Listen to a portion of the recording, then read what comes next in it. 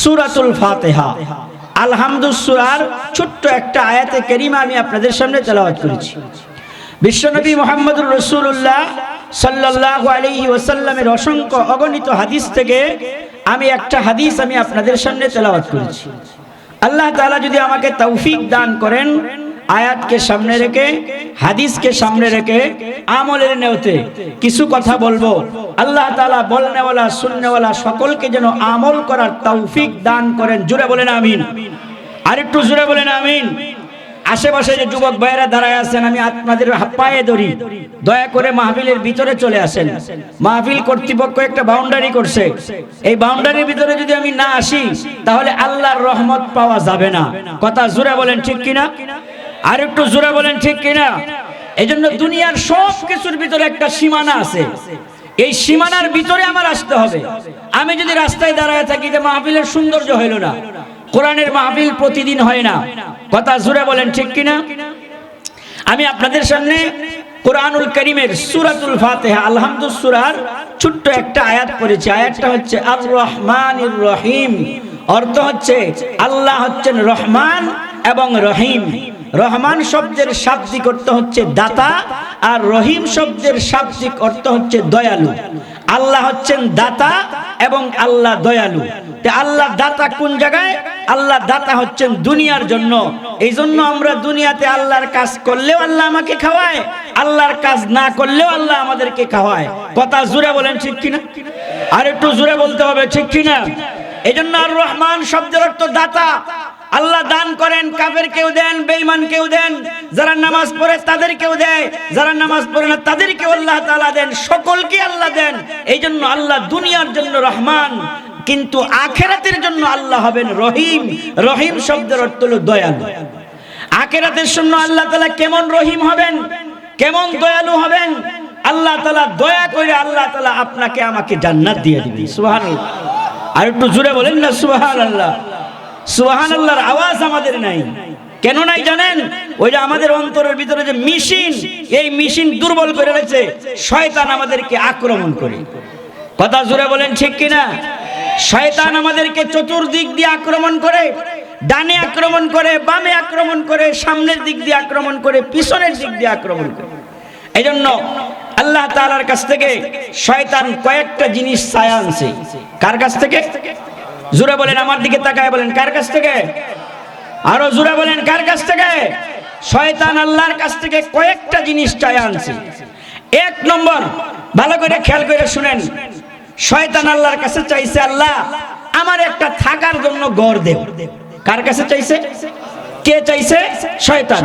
এই যে আমরা দুনিয়াতে বসবাস করি, দুনিয়াতে বসবাস করার জন্য কি আমাদের ঘর নাই? একটু আওয়াজ করে বলেন, ঘর আছে কিনা? শয়তান আল্লাহর কাছে চাইছে, আল্লাহ আমি একটা ঘর চাই, থাকার জন্য আমি একটা ঘর চাই, আল্লাহর কাছে চাইছি। আল্লাহ তাআলা শয়তানকে একটা ঘর বরাদ্দ দিলেন, সেই ঘরের নাম হইল বাথরুম। জোরে বলেন নাম কি? আরো জোরে বলেন নাম কি? এই জন্য বাথরুম দিছে। বাথরুম হলো শয়তানের জায়গা। এখন আপনি যদি ওই বাথরুমের সুন্নত তরিকায় না যান, বাথরুমের দোয়া পড়ে না যান, শয়তান আপনাকে ধোঁকা দিবে। এই জন্য হাদিস শরীফের মধ্যে আল্লাহ রাসূল বলেন, বান্দা যখন বাথরুমে প্রবেশ করবে, বাথরুমে প্রবেশ করার সাথে সাথে একটা দোয়া পড়বে, আল্লাহুম্মা ইন্নী আউযু বিকা মিনাল খুবুসি ওয়াল খাবাইস। সুবহানাল্লাহ। একটু জোরে বলেন, আর একটু জোরে বলেন না সুবহানাল্লাহ। তাহলে শয়তানের ঘর, এখন শয়তানের ঘরে যদি আপনি এই দোয়া না পড়েন, তাহলে আপনি শয়তানের ঘরের বাসিন্দা হয়ে গেলেন। ওই শয়তান আরেক হাদিসের মধ্যে আল্লাহ রাসূল বলেন, যে ব্যক্তি, ওই শয়তান যখন মানুষ ইস্তিনজা করে বাথরুমে যায়, ওয়াশরুমে যায়, তখন মানুষ যখন কাপড় খুলে, তখন শয়তান তার লজ্জাস্থান নিয়ে খেলা করে। এই জন্য আল্লাহ রাসূল সাল্লাল্লাহু আলাইহি ওয়াসাল্লাম দোয়া শিখাইছেন, আপনি যদি এই দোয়া পড়ে ওই ঘরের ভিতরে যান, শয়তান আপনাকে আক্রমণ করতে পারবে না, শয়তান আপনাকে ধোঁকা দিতে পারবে না। সুবহানাল্লাহ। একটু জোরে বলেন, আর একটু জোরে বলেন। তাহলে শয়তানের বাথরুম, শয়তানের থাকার জায়গা হলো কোনটা? বাথরুম। এই বাথরুমের ভিতরে ঢুকারও সুন্নত আছে। বলেন, বাথরুমে যদি আমি ঢুকি, বাম পা দিয়া কি করতে হবে? প্রবেশ করতে হবে। জুতা স্যান্ডেল পায়ে রাখতে হবে, এই মাথা ডাকিয়ে রাখতে হবে, দিলে দিলে ইস্তেগফার পড়তে হবে। এরপরে বাথরুমের মধ্যে বসে খাবার দাবার খাওয়া যাবে না। আমাদের দেশে অনেক যুবকরা আছে বাথরুমের ভিতরে সিগারেট পাওয়া যায়, বাথরুমের যে বালতি আছে এর ভিতরে সিগারেট পাওয়া যায়। জিজ্ঞাসা করলে বলে কয় হুজুর এই সিগারেট বাথরুমের ভিতরে না খাইলে বাথরুম ক্লিয়ার হয় না। নাউজুবিল্লাহ, জোরে বলে। অথচ নবীজি বলছেন কিছু খাওয়া যাবে না। বাথরুম কি খাবার জায়গা? জোরে বলেন, খাবার জায়গা? এই যে শয়তানের ঘর, ওই শয়তানের ঘর আল্লাহর কাছে ছায়া আনছে, তাহলে বোঝা গেল শয়তান বাথরুমের ভিতরে থাকে। এইজন্য আমরা বাথরুমে প্রবেশ করলে বাথরুমের দোয়া পড়ব, আল্লাহুম্মা ইন্নী আউযু বিকা মিনাল খুবুসি ওয়াল খাবাইস। আর বাথরুম থেকে যখন বের হব, বের হওয়ার পরে আমি দোয়া পড়ব, আল্লাহর কাছে ইস্তেগফার পড়ব। ইস্তেগফার কেন? হাদিস শরীফের মধ্যে আল্লাহ রাসূল বলেন এই যে বাথরুমটা এইটা যে ক্লিয়ার হইছে, যার বাথরুম ক্লিয়ার হয় না কত ডাক্তারের কাছে যাই, কথা জোরে বলেন ঠিক কিনা? এই নাপাক থেকে আল্লাহ তাআলা আমাকে মুক্তি দিয়েছেন। এইজন্য শয়তান আল্লাহর কাছে একটা ঘর চাইছিল, আল্লাহ ঘর দিছে, দেওয়ার পরে নবীর মাধ্যমে জানায় দিছে, ও নবী আপনি আপনার উম্মতদেরকে বলে দেন ওই উম্মত যদি এই সুন্নাত পালন করে, ওই সুন্নাত কোন সুন্নাত? বাথরুমে যাওয়ার দোয়া পড়ে, তাহলে ওই উম্মতের কোনোদিন ওই যুবক যে যুবকে আমল করবে এই যুবকের কোনোদিন যৌন রোগ হবে না। সুবহানাল্লাহ, একটু জোরে বলেন, আর একটু জোরে বলেন না সুবহানাল্লাহ। তাহলে শয়তান আল্লাহর কাছে ঘর চাইছে, আল্লাহ ঘর দিবেন। 2 নম্বর, আল্লাহ তোমার কাছে একটা বৈঠকখানা চাই। আল্লাহর কাছে বৈঠকখানা চাইছে। আমরা কিরকম বৈঠকখানা আছে না? কি বলেন, আমরা বৈশা বৈশা কথা বলি না? কথা বলেন না কেন? বসি বৈশা কথা বলি না? 2-4-5 জন মানুষ এখন বসলে তো কথা বলার সাথে খালি মোবাইল চালানো শুরু হয়। উনি ওই দিক দিয়ে চালাইতেছেন মোবাইল, আরেকজন ওই দিক দিয়ে, আরেকজন ওই দিক দিয়া। কিন্তু আগের যুগের চিন্তা করে দেখেন, আগের যুগে কিন্তু 2-4-5 জন একসাথে বসলে বিভিন্ন কিচ্ছা কাহিনী গল্প গুজব হইতো। এখন আর এটা হয় না। এখন শয়তান আল্লাহর কাছে চাইছে, আল্লাহ আমি একটা বৈঠকখানা চাই। দুনিয়াতে যেরকম আমাদের বৈঠকখানা আছে, শয়তানও বৈঠকখানা চাইছে। আল্লাহ তাআলা শয়তানকে বৈঠকখানা দিছে। শয়তানের বৈঠকখানা দিছে আল আসওয়াক, বাজার। শয়তানের বৈঠকখানা কোথায়? জোরে বলেন কোথায়? বাজার। ওয়া মাজমাউত তারিক, আর রাস্তার মুড়ে মুড়ে দোকান পাড়ে, এটা হলো শয়তানের বৈঠকখানা। আমরা যেরকম বৈঠকখানায় বৈশা বিভিন্ন আলোচনা করি, শয়তান ওই দোকান পাড়ে বৈশা মানুষদেরকে প্রবঞ্চনা দেয়। মানুষদেরকে কি বলতেছে, এই যে দেখেন আজকে মাহফিল, হাজার হাজার লোক রাস্তাঘাটে দাঁড়ায় রয়েছে, দোকান পাড়ের ভিতরে দাঁড়ায় রয়েছে, চায়ের দোকানে বৈশা রয়েছে। কথা জোরে বলেন ঠিক কিনা? আরো জোরে বলেন ঠিক কিনা? আমার সাথে সাথে বলেন আল্লাহ না করুক, বলেন আল্লাহ না করুক, বলেন আল্লাহ না করুক, আল্লাহ না করুক। এই মুহূর্তে যদি গজব এসে যায়, যারা টিভি সেটের সামনে বসে আছে, যারা মোবাইল নিয়ে অশ্লীল বেহায়াপনা দেখতেছে, গজব কিন্তু তাদের উপর আসবে। কথা জোরে বলেন ঠিক কিনা? আরো জোরে বলতে হবে ঠিক কিনা? তাহলে শয়তান আল্লাহর কাছে বৈঠকখানা চাইছে। আমি আপনাদেরকে প্রশ্ন করি, ওই বৈঠকখানার ভিতরে বৈশা দুনিয়ার যত আলাপ আলোচনা আছে সব চলে। কথা জোরে বলেন ঠিক কিনা? তাহলে এখন ওই বৈঠকখানা আল্লাহ রাসূল সাল্লাল্লাহু আলাইহি ওয়াসাল্লাম বলেন ওই বৈঠকখানার ভিতরে দুনিয়াবি কথা বলতে হবে, দুনিয়ার বি কথা বলা যাবে না, কোরআন হাদিসের কথা বলতে হবে। কারণ আপনি আমি যে কথা বলি কিয়ামতের দিন মিজানের পাল্লায় ওজন করা হবে। সুবহানাল্লাহ বলবেন না? আর একটু জোরে বলেন, ওয়ানাযাউ মাওয়াজিনাল কিসত লিয়াউমিল কিয়ামা। কিয়ামতের দিন মিজানের পাল্লা কায়েম করা হবে, আপনার আমার কথা ওজন করা হবে। এইজন্য আমি যে কথাগুলা বললাম, যদি কথাগুলা ভালো হয় তাহলে ডান পাল্লায় আমলনামায় মাপা হবে। যার আমলনামা ডান হাতে দেওয়া হবে, আমলনামা ডান হাতে দেওয়া হবে। ডান পাল্লায় যখন মাপা হবে আমলনামা ভারী হবে, আর ওই আমলনামা যখন ডান হাতে দেওয়া হবে ফাহুয়া ফি ঈশাতির রাদিয়া, খুশিতে সে জান্নাতে চলে যাবে। সুবহানাল্লাহ, আর একটু জোরে বলেন না সুবহানাল্লাহ। তাহলে এই শয়তানের বৈঠকখানায় বৈশা আড্ডা দেওয়া যাবে না। আল আসওয়াক ওয়া মাজমাউত তারিক, রাস্তার মুড়ে মুড়ে এবং বাজারে শয়তানের আড্ডাখানা আল্লাহর কাছে চাইছে, আল্লাহ দিয়ে দিছে। যাও, নবীজি বলে দিবেন তোমরা ওই আড্ডাখানার ভিতরে গিয়া তোমরা দুনিয়াবি কথা বলবা না, ওই জায়গায় ভিতরে গিয়া দাওয়াতের কাজ করো, দাওয়াত তাবলীগের কথা বলো, মাহফিলের কথা বলো, ওয়াজের কথা বলো, তাহলে তোমার এই কথাটা দামি হবে। তুমি যদি ওই মজলিসের ভিতরে গিয়া বললা ভাই এইরকম কথাবার্তা বলা যাবে না, এইরকম উল্টা পাল্টা কথা বলা নবীজি নিষেধ করেছেন, এই যে কথা বললেন এইটা একটা দাওয়াতের আমল হয়ে গেল। সুবহানাল্লাহ বলবেন, আর তো জোরে বলেন না। এরপরে ইবলিস আল্লাহর কাছে চাইছে, আল্লাহ তুমি আমারে খাওন দেও, খানা দেও। আমি দুনিয়াতে, আমরা দুনিয়াতে পয়সা থাকলে খানা খাই কি খাই না? আরে বাবা যারা জবাব দেন কিনা, খানা খাই না? তখন ইবলিসে বলছে, ইবলিস আল্লাহর কাছে চাইছে, আল্লাহ আমার খানা কি হবে? তখন আল্লাহ তাআলা বলছেন, হে ইবলিস তোর খানা হচ্ছে ওই সমস্ত যে সমস্ত আমার বান্দা বান্দিরা বিসমিল্লাহ বইলা খাবার শুরু করে না। নাউজুবিল্লাহ, একটু জোরে বলবেন না? এই যে আমরা চা খাই বিসমিল্লাহ বলতে পারি না, চা তো অনেক সময় বাম হাতে খাই, অনেক সময় বাম হাতে খাই, দাঁড়ায়া খাই, এগুলো হলো শয়তানের কাজ।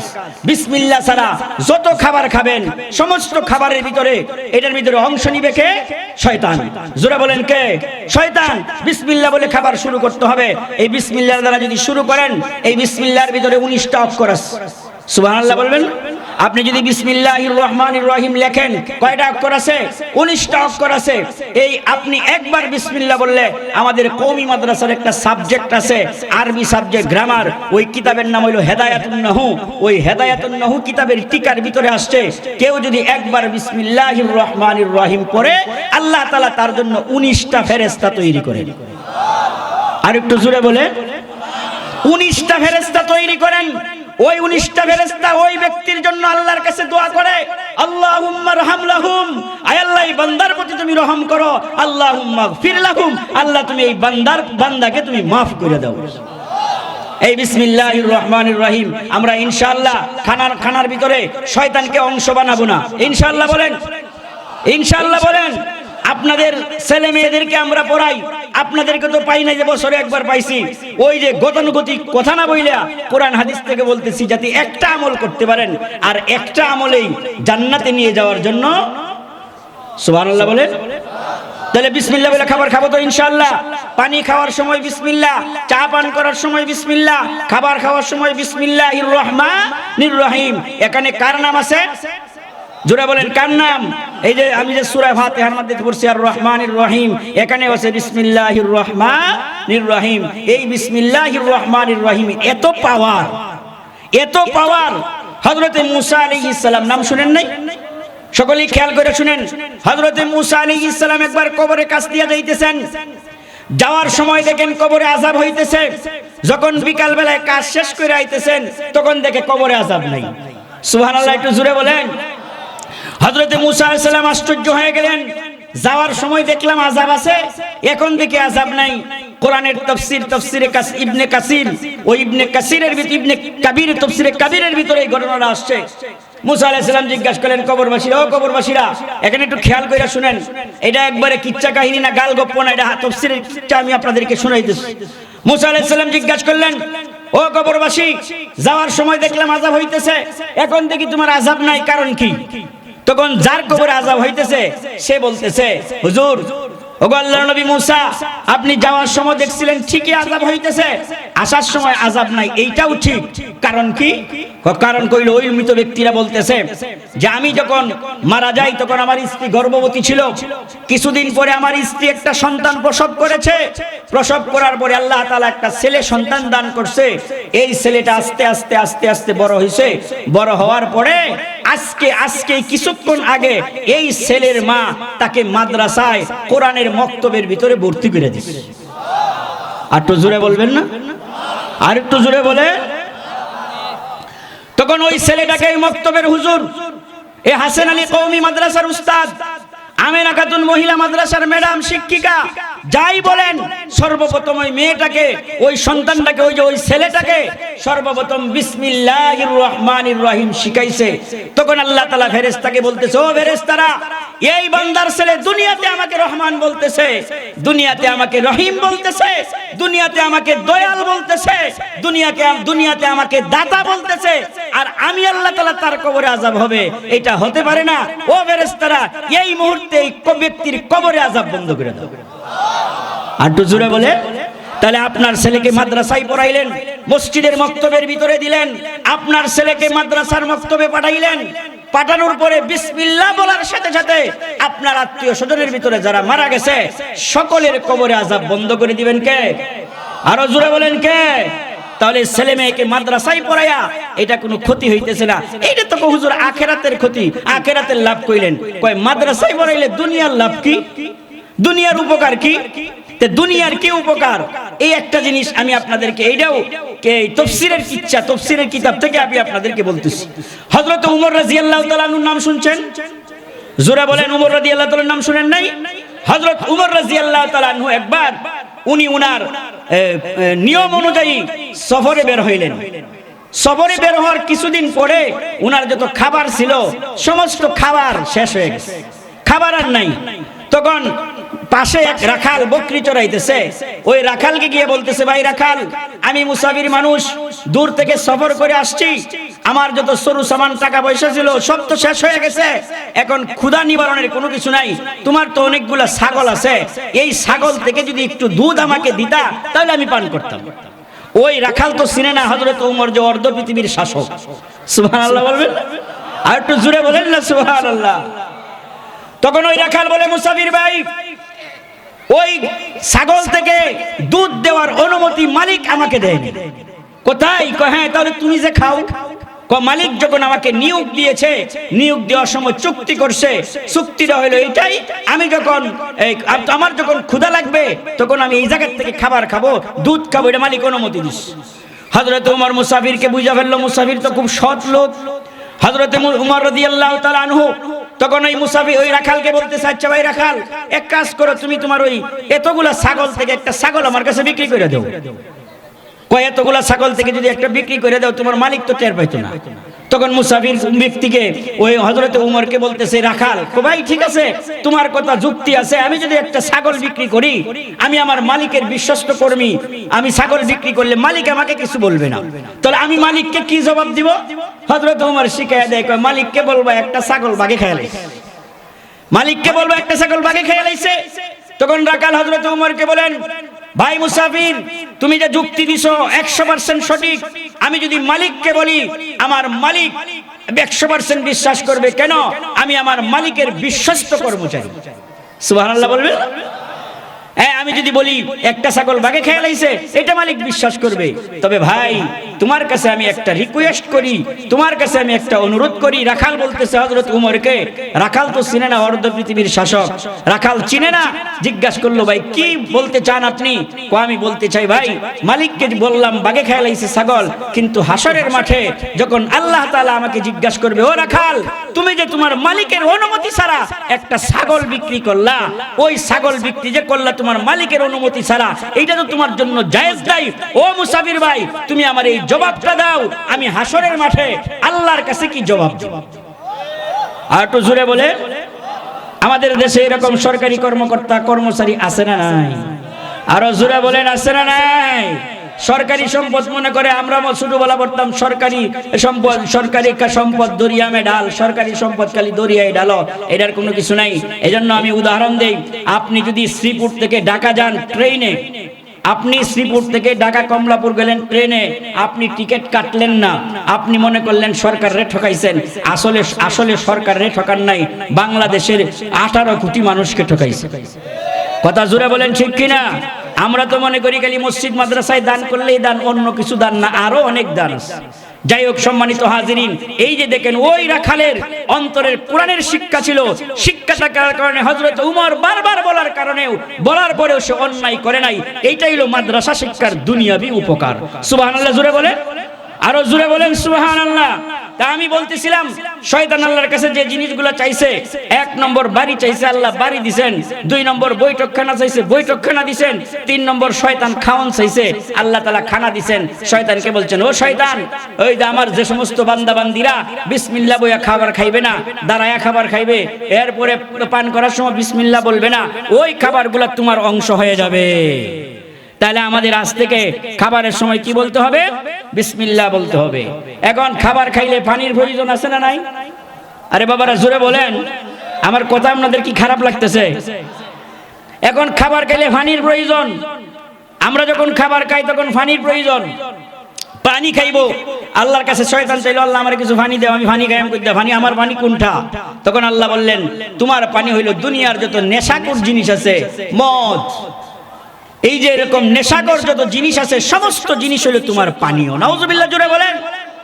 মদ খাওয়ানেওয়ালা আমাদের দেশে আছে না নাই? অথচ মদের ব্যাপারে আল্লাহ বলেন, ইন্নামাল খামরু ওয়াল মাইসির ওয়াল আনসাব ওয়াল আজলাম রিজসুম মিন আমালিশ শাইতান ফাজতানিবু।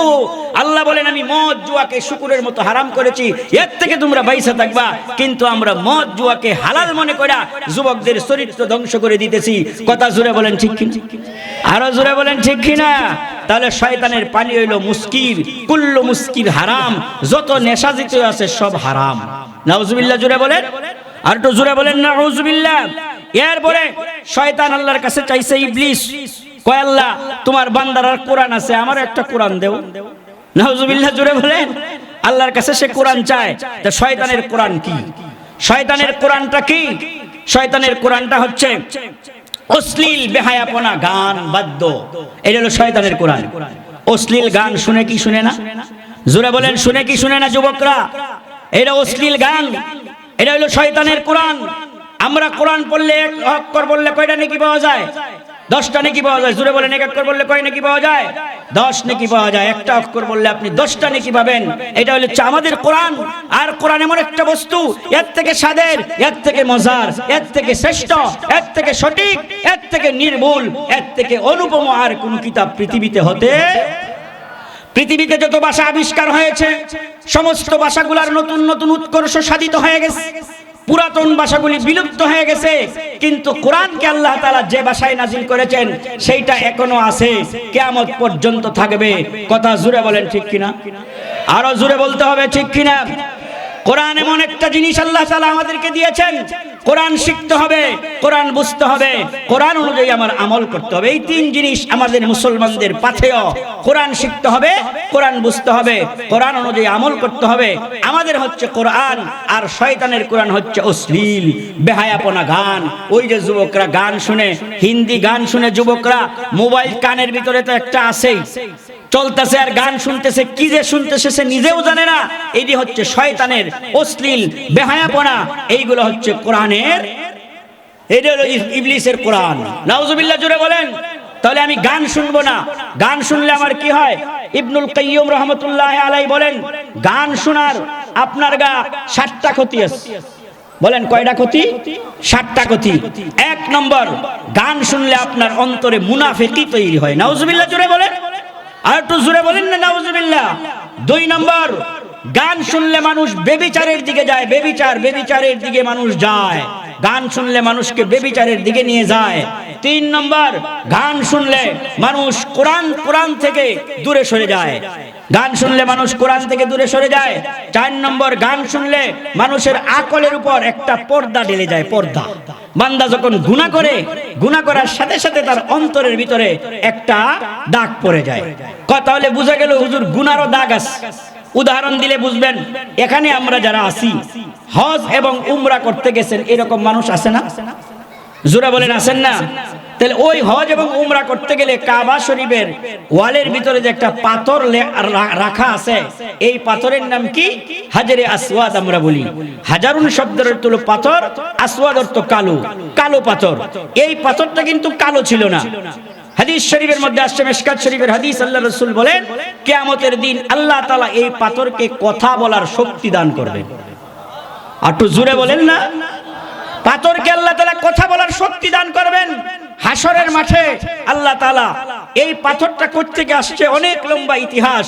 হযরত আদম আলাইহিস সালাম যখন বেহেশতের থেকে দুনিয়াতে আসেন, তখন এই পাথরটা নিয়ে আসছিলেন।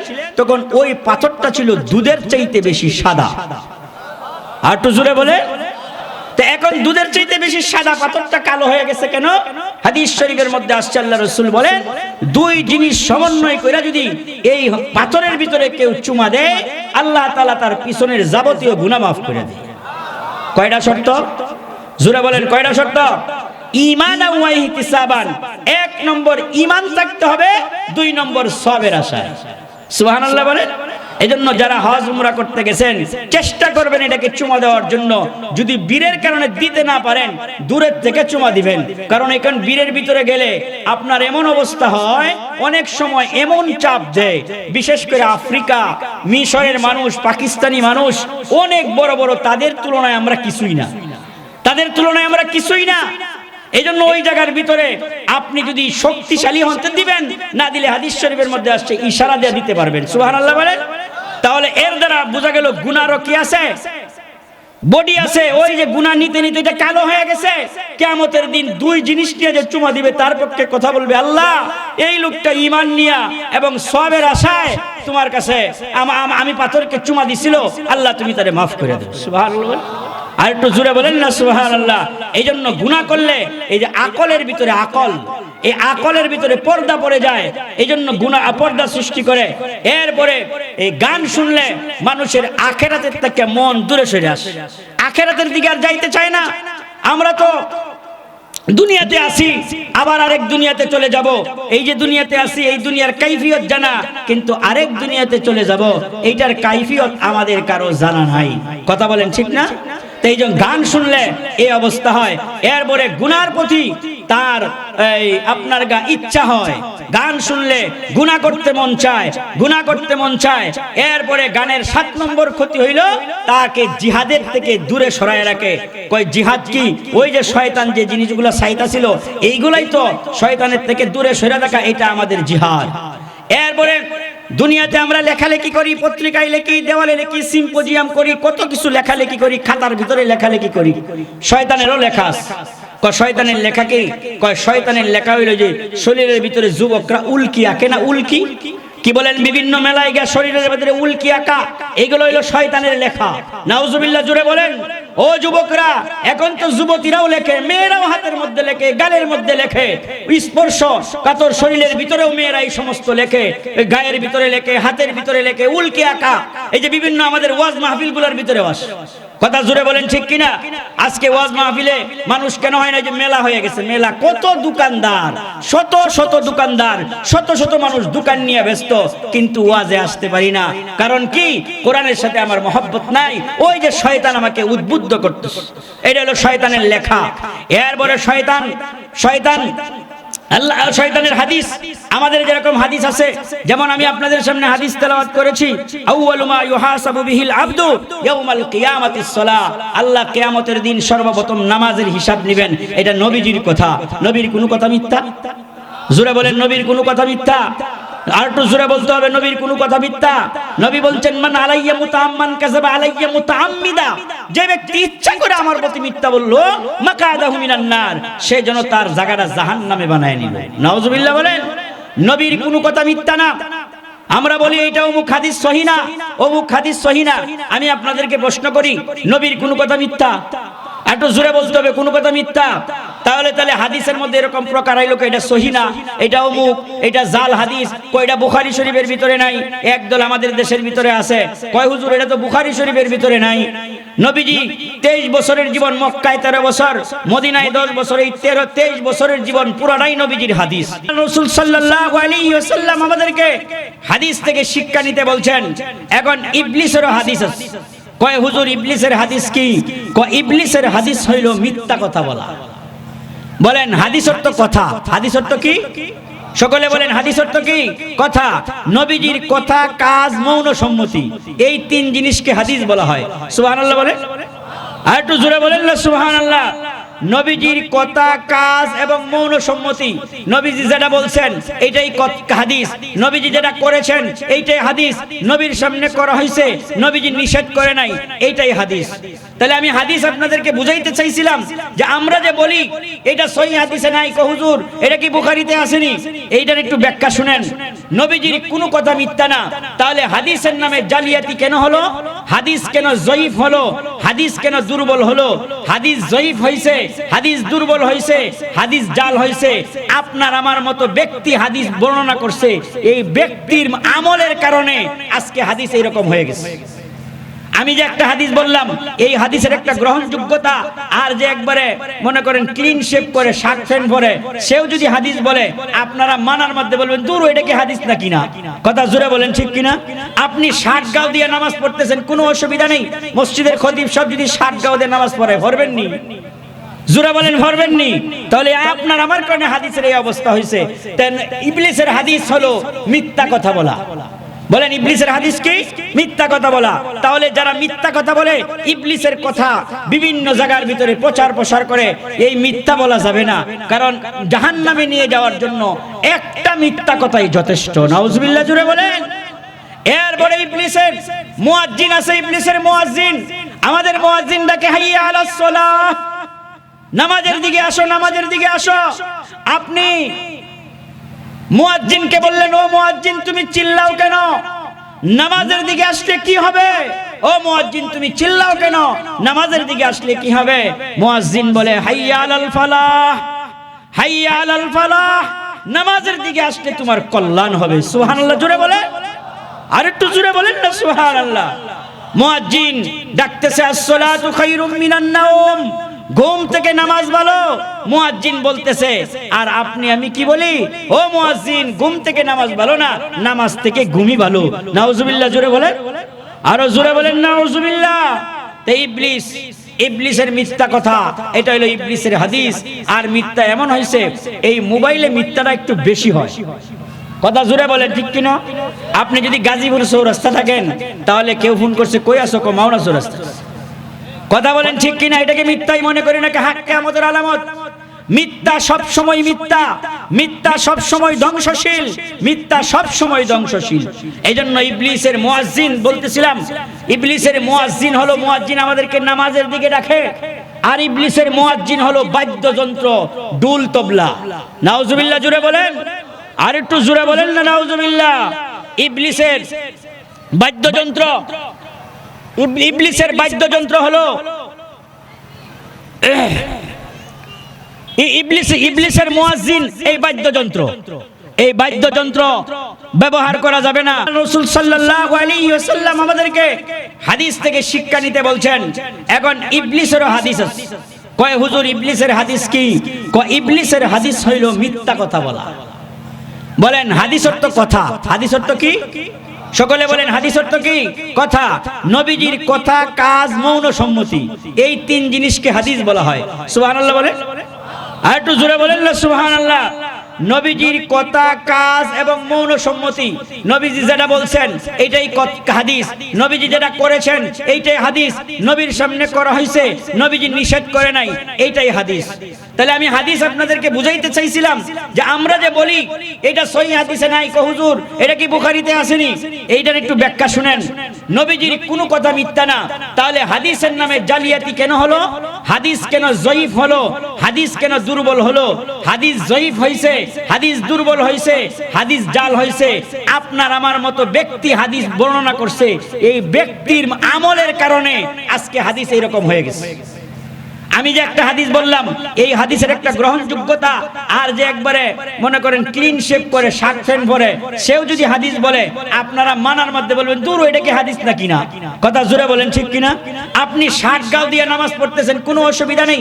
মসজিদের খতিব সব যদি শার্ট গাও দিয়ে নামাজ পড়ে, ভরবেন নি? জোরে বলেন ভরবেন নি? তাহলে আপনার আমার কারণে হাদিসের এই অবস্থা হয়েছে। ইবলিসের হাদিস হলো মিথ্যা কথা বলা। বলেন ইবলিসের হাদিস কি? মিথ্যা কথা বলা। তাহলে যারা মিথ্যা কথা বলে, ইবলিসের কথা বিভিন্ন জায়গার ভিতরে প্রচার প্রসার করে, এই মিথ্যা বলা যাবে না, কারণ জাহান্নামে নিয়ে যাওয়ার জন্য একটা মিথ্যা কথাই যথেষ্ট। নাউজুবিল্লাহ জোরে বলেন। এরপরে ইবলিসের মুয়াজ্জিন আছে, ইবলিসের মুয়াজ্জিন। আমাদের মুয়াজ্জিন ডাকে হাইয়া আলাস সালাহ, নামাজের দিকে আসো, নামাজের দিকে আসো। আপনি মুয়াজ্জিনকে বললেন, ও মুয়াজ্জিন তুমি চিল্লাও কেন? নামাজের দিকে আসলে কি হবে? ও মুয়াজ্জিন তুমি চিল্লাও কেন? নামাজের দিকে আসলে কি হবে?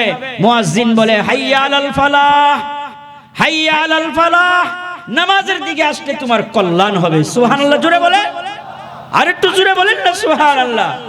মুয়াজ্জিন ডাকতেছে আসসালাতু খায়রুম মিনান নাওম, ঘুম থেকে নামাজ ভালো। মুয়াজ্জিন বলতেছে, আর আপনি আমি কি বলি? ও মুয়াজ্জিন, ঘুম থেকে নামাজ ভালো না, নামাজ থেকে ঘুমই ভালো। নাউজুবিল্লাহ জোরে বলেন, আরো জোরে বলেন নাউজুবিল্লাহ। তে ইবলিসের মিথ্যা কথা, এটা হলো ইবলিসের হাদিস। আর মিথ্যা এমন হয়েছে, এই মোবাইলে মিথ্যাটা একটু বেশি হয়। কথা জোরে বলেন ঠিক কিনা? আপনি যদি গাজীপুর চৌরাস্তা থাকেন, তাহলে কেউ ফোন করছে, কই আছো? মাওনা চৌরাস্তা। কথা বলেন ঠিক কিনা? এটাকে মিথ্যাই মনে করি নাকি হাক কিয়ামতের আলামত? মিথ্যা সব সময় মিথ্যা, মিথ্যা সব সময় ধ্বংসশীল, মিথ্যা সব সময় ধ্বংসশীল। এইজন্য ইবলিসের মুয়াজ্জিন বলতেছিলাম, ইবলিসের মুয়াজ্জিন হলো, মুয়াজ্জিন আমাদেরকে নামাজের দিকে ডাকে। আর ইবলিসের মুয়াজ্জিন হলো বাদ্যযন্ত্র, ডুল তবলা। নাউজুবিল্লাহ জোরে বলেন, আর একটু জোরে বলেন না নাউজুবিল্লাহ। ইবলিসের বাদ্যযন্ত্র, ইবলিসের বাদ্যযন্ত্র হলো ইবলিসের মুয়াজ্জিন। এই বাদ্যযন্ত্র, এই বাদ্যযন্ত্র ব্যবহার করা যাবে না। গানের ভিতরে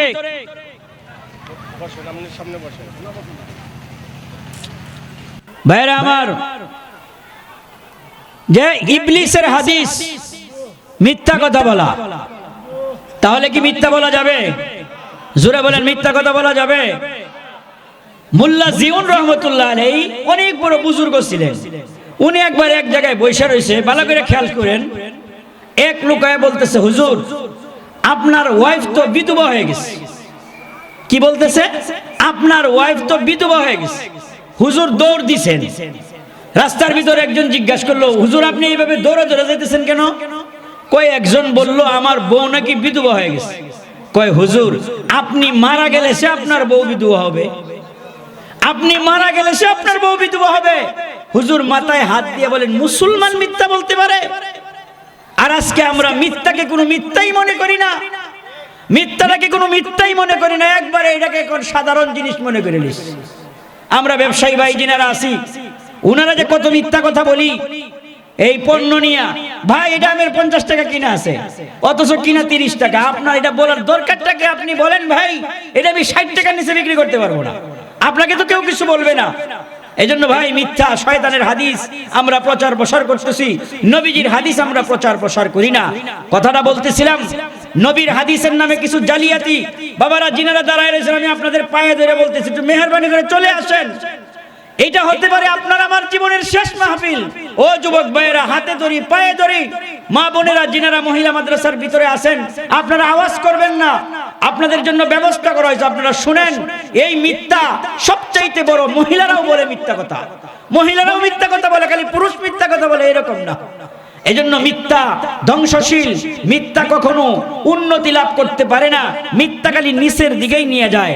শয়তানের হাদিস আমরা প্রচার করব না, আমরা নবীজির হাদিস প্রচার করব। কথা জোরে বলেন ঠিক কিনা? আরো জোরে বলেন ঠিক কিনা? এই যে আমরা মাহফিলে আসছি, মাহফিল কোরআনের মহব্বতে আসছি, এটা দুনিয়ার কোনো মানুষের মহব্বতে না। এই যে আমাদের জাহাঙ্গীর ভাই সেক্রেটারি সাহেব, উনার মহব্বতে আসি নাই, সভাপতি সাহেবের মহব্বতে আসি নাই, আসছি কার মহব্বত? আর একটু জোরে বলেন, কার মহব্বত? আরো জোরে বলতে হবে, কার মহব্বত? তাহলে নবীর হাদিস আমরা প্রচার করব, নবীর হাদিস আমরা মানুষের কাছে বলবো, নবীর হাদিসের বিষয়ে আলোচনা করব, ওই শয়তানের হাদিস আমরা প্রচার প্রসার করব। এরপরে শয়তান আল্লাহর কাছ থেকে আরেকটা জিনিস চায়া নিছে, যে আল্লাহ আমি মানুষদেরকে ধোঁকা দিলাম, এই ধোঁকা দেওয়ার একটা জিনিস তুমি আমাকে দাও। কই শয়তানের ধোঁকা দেওয়ার জিনিস কি? শয়তানের ধোঁকা দেওয়ার জিনিস হচ্ছে আন-নিসা, মহিলা। এই মহিলা দিয়া শয়তান মানুষদেরকে ধোঁকা দেয়। সুন্দরী রূপসী রমণী, আপনার আমার মেয়ে, আদরের দুলালি, এত সুন্দর করে মানুষ করেছি আমরা, কিন্তু রাস্তায় যখন ছেড়ে দেই বিধর্মীদের পোশাক, পর্দার কোনো খবরই নাই। কথা জোরে বলেন ঠিক কিনা? আরো জোরে বলতে হবে ঠিক কিনা? আজকে আপনি আমাদের মহিলা মাদ্রাসার গুলা তাকায় দেখেন, আমিনা খাতুন মহিলা মাদ্রাসার ছাত্রীরা যখন মাদ্রাসার থেকে বের হয়ে যায়, একবারে আপাদমস্তক মানে ঢাকিয়া হাত পায়ের মোজা পরে যায়। এটা হচ্ছে 100% শরীয়ী পর্দা। আর আপনার মেয়েটা স্কুলে পড়াইতেছেন আপনি, ওই স্কুলের ভিতরে ওই মেয়েটা বেপর্দায় চলতেছে। এই জন্য আমি ইংরেজিতে একটা প্রবাদ বাক্য আছে, এখানে যারা এই শিক্ষিত পার্সন আছেন আপনারা সকলেই জানেন, education is the backbone of a nation. শিক্ষাই জাতির মেরুদণ্ড। কথা শুনছেন কিনা? জোরা বলেন, শুনছেন কিনা? এই education is the backbone of a nation, শিক্ষাই জাতির মেরুদণ্ড। এই এডুকেশনকে যদি আপনি ব্যাখ্যা করেন, তাহলে সততা, সত্যবাদিতা, ন্যায়নিষ্ঠা, ভালোবাসা, উদারতা যতটুকুন টিকে আছে এই মাদ্রাসা শিক্ষার কারণেই টিকে আছে। আরো জোরে বলেন ঠিক কিনা? মাদ্রাসার ছেলেরা কোনোদিন দাঁড়ায় পেশাব করে না, দাঁড়ায় পেশাব করা মুসলমানের কাজ না। কথা জোরে বলেন ঠিক কিনা? দাঁড়ায় পেশাব করা কি মুসলমানের কাজ? বলেন, দাঁড়ায় পেশাব করা মুসলমানের কাজ না। এমন কি দেখা যায় মসজিদের ওয়াশরুম গুলার ভিতরেও কিছু যুবক আছে দাঁড়ায় পেশাব করে। নাউজুবিল্লাহ, জোরে বলেন। কারণ মসজিদের পেশা অনেক জায়গায় বাধ্য হয়ে মাদ্রাসা কর্তৃপক্ষ, মসজিদ কর্তৃপক্ষ লেখা রাখে এখানে দাঁড়ায় পেশাব করবেন না। কেন লেখা থাকে? এটা মসজিদ মাদ্রাসার ওয়াশরুম, আপনি এখানেও এসে বেউসুলি করেন। যে কথাটা আমি বলতেছিলাম, যে মাদ্রাসা শিক্ষা, এই যে মাদ্রাসা education is the backbone of a nation, শিক্ষাই জাতির মেরুদণ্ড। আজকে আপনার আমার এলাকায় যে লোকটা বেশি সবচেয়ে বড় শিক্ষিত, যে লোকটা দুনিয়ার লাইনে সবচেয়ে বড় বেশি শিক্ষিত, আপনি তার ফ্যামিলির দিকে তাকায় দেখেন, তার মেয়েটা বেশি বেপরদা। আরে জোরে বলেন ঠিক কিনা? আর একটু জোরে বলেন ঠিক কিনা? কেন বেপরদায়? সে তো মনে করে আমি অনেক বড় লোক, আমার নাম কাম মনে অনেক কিছু আছে, আমার অনেক কিছু আছে, আমি অনেক বড় লোক। কিন্তু না, আজকে ওই education is the backbone of a nation, শিক্ষাই জাতির মেরুদণ্ড, এইটা না হয়ে যেত হইতো collector is the backbone of a nation, চরিত্রই জাতির মেরুদণ্ড, তাহলে ঠিক আছিল। কারণ চরিত্র শিক্ষা দেওয়া হয় মাদ্রাসায়। জোরে বলেন কোথায়?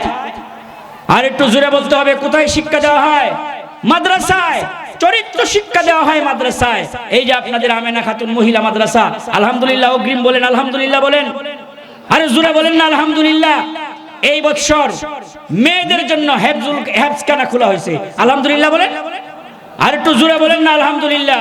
আল্লাহর শুকরিয়া আদায় করেন, আপনার আলহামদুলিল্লাহর উসিলায় হইতে পারে আল্লাহ তাআলা এই মাদ্রাসাকে কবুল করে নিতে পারেন। কথা জোরে বলেন, ঠিক কিনা? আমি তো আপনাদের কাছ থেকে কালেকশন করতেছি না যে হুজুর এই যে ভাইরা এটা দেন, আমি আপনাদেরকে এই মাদ্রাসার ব্যাপারে বলতেছি। এই মাদ্রাসা এই বছর মাদ্রাসা কর্তৃপক্ষ সিদ্ধান্ত নিয়েছে ছেলেদের হেফজখানা আছে, আলহামদুলিল্লাহ। এই বছর 2 জন কোরআনের হাফেজ হয়েছে, কিছুক্ষণ পরে পাগড়ি দেওয়া হবে, আলহামদুলিল্লাহ বলেন, আর একটু জোরে বলেন না আলহামদুলিল্লাহ। 2 বছর আগে আপনাদের এই মহিলা মাদ্রাসার এক ছাত্রী সারা বাংলাদেশে বোর্ডে স্ট্যান্ড কইরা 57তম হয়েছে, আলহামদুলিল্লাহ বলেন, আর একটু জোরে বলেন না আলহামদুলিল্লাহ। 57তম হয়েছে সারা বাংলাদেশ, এটা শুধু গাজীপুর জেলা না, সারা বাংলাদেশ মহিলা মেয়ে। আপনাদের মাদ্রাসা, আপনাদের এই 2 মাদ্রাসা, আমেনা খাতুন মহিলা মাদ্রাসা আর এই হাজী হাসান আলী কওমি মাদ্রাসা, দুটোটা মাদ্রাসায় বাংলাদেশ কওমি মাদ্রাসা শিক্ষা বোর্ডের অন্তর্ভুক্ত, আলহামদুলিল্লাহ বলেন, আলহামদুলিল্লাহ জোরে বলেন আলহামদুলিল্লাহ। এই বছর মেয়েদের পর্দার পরিবেশের জন্য ভিতরে অত্যন্ত সুন্দর পর্দার পরিবেশ করা হয়েছে, 100% পর্দা, আলহামদুলিল্লাহ বলেন। এই জন্য কিতাব বিভাগ হেদায়া জামাত পর্যন্ত আছে, এর 2 বছর পরে মেশকাত দাওরা মানে টাইটেল হেদায়া পর্যন্ত আছে। আপনারা আপনাদের ছেলে মেয়েদেরকে মাদ্রাসায় দিবেন, আর মেয়েদের হেফজখানা নতুন করে খোলা হয়েছে, আর ছেলেদের মাদ্রাসা হেফজখানা নুরানি মক্তব আছে। এরপরে এই বছর সিদ্ধান্ত হয়েছে কিতাব বিভাগ প্রথম জমাতগুলি খোলা হবে, আলহামদুলিল্লাহ বলেন। তাহলে এই সমস্ত মাদ্রাসায় আমাদের সহযোগিতা করার দরকার আছে না নাই? আরো জোরে বলেন আছে না নাই? কেন এই মাদ্রাসাগুলাই আমি যদি এই মাদ্রাসায় মহব্বত করি, এজন্য নবীজি এক হাদিসের মধ্যে বলছেন, হাদিসটা হচ্ছে নবীজি বলেন, মান কারাআল কুরআন ফাস্তাযহারাহু ফাআহাল্লা হালালাহু ওয়া হাররামা হারামাহু আদখালাহুল্লাহুল জান্নাহ। যে হালাল কোরআন পড়লো, হালালকে হালাল মনে করলো, হারামকে হারাম মনে করলো, আদখালাহুল্লাহুল জান্নাহ, আল্লাহ তাআলা ওই ব্যক্তিকে জান্নাতে প্রবেশ করাইবেন। সুবহানাল্লাহ। শুধু তাই না, নবীজি বলেন ওয়াশাফাহু ফি আশরাতিন মিন আহলি বাইতিহি কুল্লুহুম কাদ ওয়াজাবাত লাহুন নার। ওই ফ্যামিলির ভিতর থেকে 10 জন মানুষের জাহান্নামের টিকিট হয়ে গেছে। আল্লাহ তাআলা বলবেন, ও বান্দা, তুমি তোমার ফ্যামিলির 10 জন লোককে জাহান্নাম থেকে বাইসা তুমি জান্নাতে নিয়ে যাও। আর তো জুড়ে বলে, তাহলে কি মাদ্রাসা শিক্ষা করলে, ও মাদ্রাসায় পড়াইলে উপকার না ক্ষতি? আমি আপনাদের এই এলাকার একটা কারগুজারি কই, নাম বলবো না, নাম বললে চিনবেন, নাম বলার দরকার নেই। একজন বড় মানে রাজনৈতিক লিডার, উনার 2 মেয়ে আমাদের ওই যে আপনাদের পার্শ্ববর্তী ব্যাপারী বাড়ি মহিলা একটা মাদ্রাসা আছে, দাওরা পর্যন্ত টাইটেল পর্যন্ত, এবং দাওরায় হাদিসের সেন্টার, বেফাকের সেন্টার, দাওরারও সেন্টার, ওই মাদ্রাসায় পড়তো। তো একদিন ওই রাজনৈতিক নেতা অফিসে এসে কান্দে দিস। আমরা হুজুররা জিজ্ঞাসা করলাম, কানলেন কেন? কয় হুজুর, এই যে দেখেন আমার 2টা মেয়ে 100% পর্দা করে, 100% পর্দা করে, আলহামদুলিল্লাহ বলেন। আমার বাড়িতে আমি রাজনৈতিক দল করি, রাজনীতি করি, কত রকমের কত প্রকারের মানুষ আমার বাড়িতে আসে, হুজুর আমি আমার মনটা ভরে যায়, আমার মেয়েগুলা কারো সামনে যায় না। সুবহানাল্লাহ বলবেন না?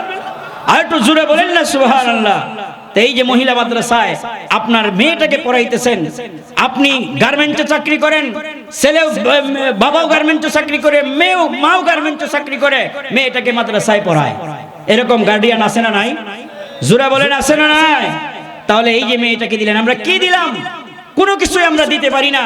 এই মেয়েটা 14 জন ছাড়া আর কারো সামনে যায় না, আলহামদুলিল্লাহ বলেন। আর একটু জোরে বলেন না আলহামদুলিল্লাহ। নবীজি বলছেন, আল জান্নাতু তাহতা আকদামিহিল উম্মাহাত, মায়ের পায়ের নিচে সন্তানের বেহেশত, নবীজি বলছেন, সুবহানাল্লাহ বলেন।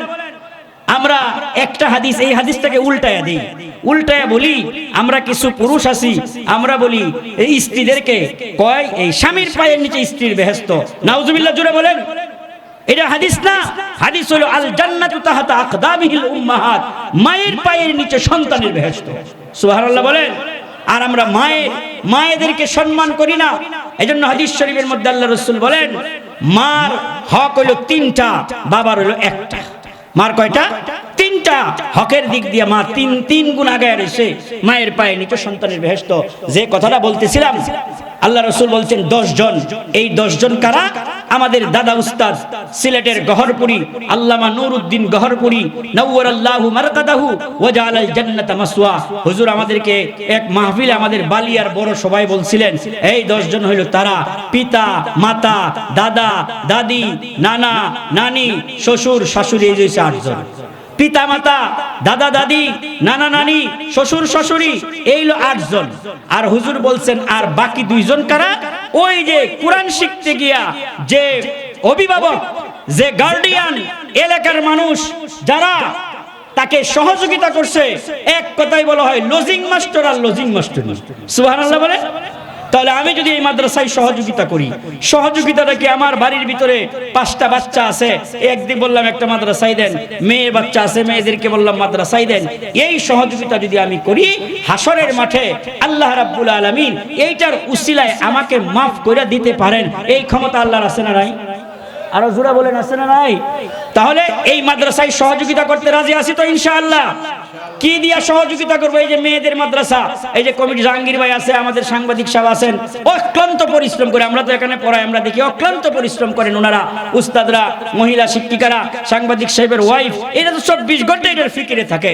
আল্লাহ যেন দিন দিন এই মাদ্রাসাগুলাকে, আশেপাশে যত মাদ্রাসা আছে সমস্ত মাদ্রাসাগুলাকে দিনের মার্কাজ হিসেবে কবুল করুক। জুড়ে বলেন আমিন।